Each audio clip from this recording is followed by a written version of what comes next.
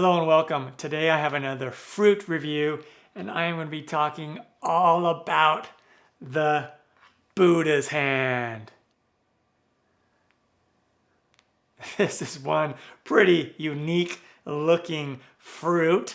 It is a citrus, so the family of citrus, and it's a variety of citron. It originated in parts of China, so South China and northern India. And in China, it's used as a symbol of happiness, longevity, and good fortune. Where does it grow? Well, again, I mentioned China and India, and also places like California.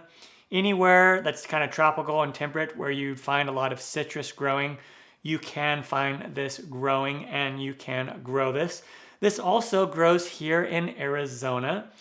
I got this one from my friend. He had it growing in his yard here in Mesa, Arizona. Pretty awesome. I'm glad that he gave me one to talk to you guys about. So it's just such a really cool, unique fruit. Let me know in the comments if you have seen this before or if you've heard of it. Not a lot of people actually know about this fruit. That's why I'm making this video, because it is so cool. They can also be grown in containers. So if you don't have a yard to grow them in, you can grow them in containers. And they grow in best, like if they're in the ground, best for growing zones 10 to 11. But you can also grow them in zones 8 to 9. You just have to do more special care with them, especially if it gets kind of cold during the winter. Like if it goes below freezing quite a bit, you have to protect it with like heat lamps and stuff, or grown in containers where you can move the containers into warmer conditions. Health benefits. There are tons of health benefits. This is used quite a bit in Chinese medicine.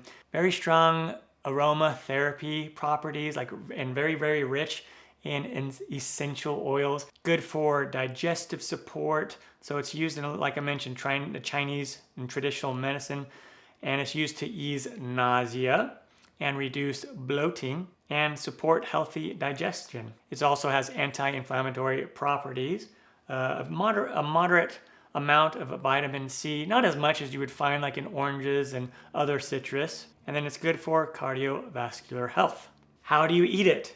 Like you might look at this and say, how the heck would I even eat this thing? Well, first of all, as I'm gonna demonstrate when I cut this open, there's no pulp, no juice, and no seeds on the inside. It is entirely white pith. Okay, so let's cut this open. So I'm just gonna go right down the middle here.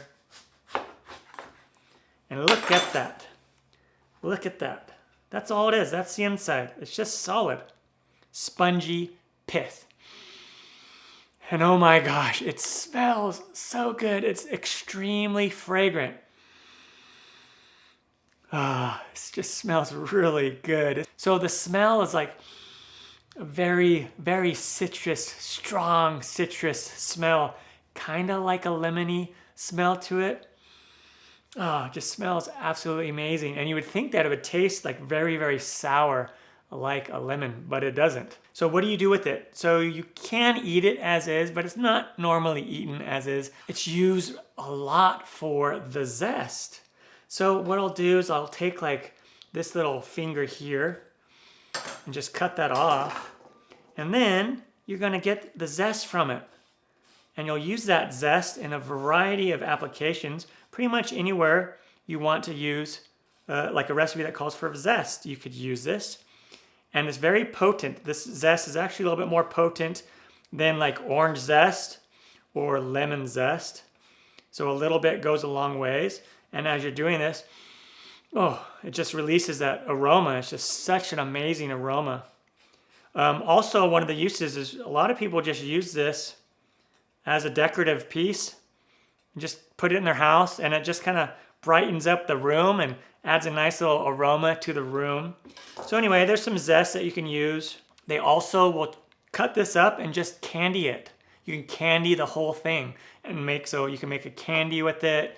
They'll infuse this into drinks. A lot of alcoholic drinks will have some kind of a Buddha's hand infusion in it. You can make marmalade and you can do jams with this. You can also put it in like teas or make like a tea from it and make a syrup from it. And then it's also used in savory dishes where you will put the zest in like salads and with seafood and stir fries, things of that nature.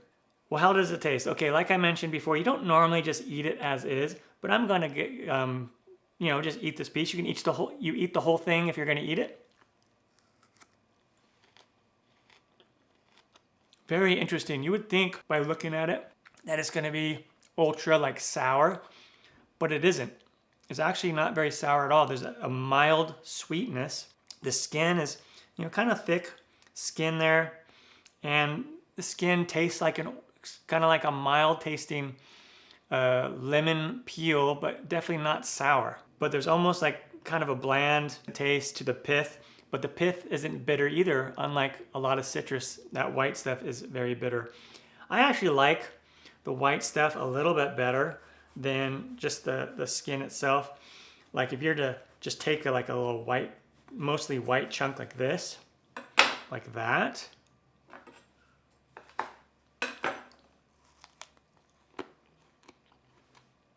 As you start to chew it, it starts to get a little bit sweeter, mildly sweet, and kind of like a floral citrus taste, of course. But again, like an intense lemon-like perfume scent. It's just amazing. And just a kind of a spongy texture on the inside. It kind of reminds me of a little bit like jicama, but without, because jicama is crunchy and juicy. This is kind of like a spongy, less and not juicy version of like jicama, kind of. That's probably not the best way to describe it, but just very interesting, awesome citrus, or citrus family, and then the variety of citron. That is the Buddha's hand. Let me know in the comments if you've heard of this fruit, if you tried it, and if you've used it. I'm Matt Taylor. This has been another episode of In the Kitchen with Matt. Thank you for joining me. Thumbs up down the corner, press it. Don't forget to subscribe to my channel and check out all my other fruit videos and my recipe videos. Take care.